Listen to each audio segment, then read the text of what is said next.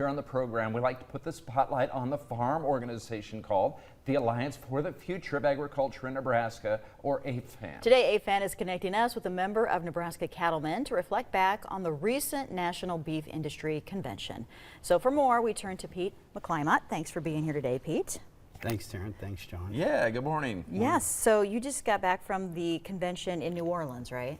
Correct. 2.5 weeks ago, we had a terrific week in New Orleans, and it's always anticipated with their great seafood, so it did not disappoint. You get a lot of food for cheap prices is what you noticed, right? In New Orleans, yeah, in New for Orleans. sure. Yeah, it's great. Yeah, and the weather was nice too, I assume. Yep, it didn't disappoint, so we didn't have great weather here, so it was nice to be there in the time. This was a big year for Nebraska, it seemed like, at the convention. Maybe tell us a little more.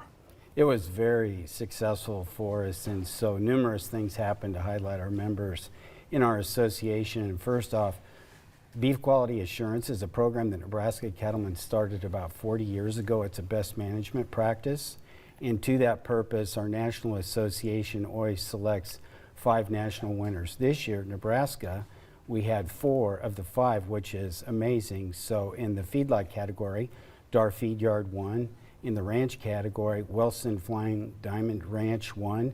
Dr. Tom Knopfsinger was the Educator of the Year award, and Doug and Mary Timmy won the dairy program. So that was amazing. Then the Cattle Feeders Hall of Fame also is at the same time.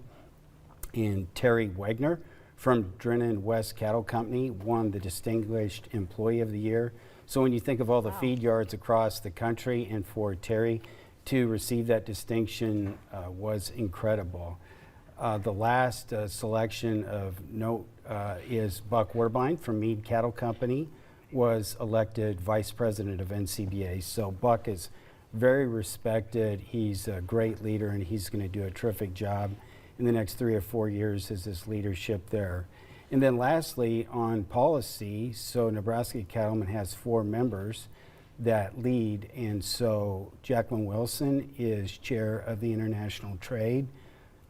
Ken Hurst is chair of Ag and Food Policy. Barb Cooksley is vice chair of Property Rights and Environmental Management, and Mike Drennan is the vice chair of Live Cattle Marketing. So that's a tremendous amount of selections, which affirms why we're the beef state, and we're very proud of all those folks. Very cool. And speaking of beef, of course, we have to mention the Cattlemen's Ball coming up the first part of June. Now's the time to maybe get tickets. Yes, so we're 100 days out, to your point. It's in your hometown of Pender, and the Webergs are great people and members, and they've got a great start. So get your tickets now. It's always the very first weekend of June, and so they go fast. So just encouraging people to do that now. An important cause in the fight against cancer. Yes. Yes. All right, Pete, thank you for being here.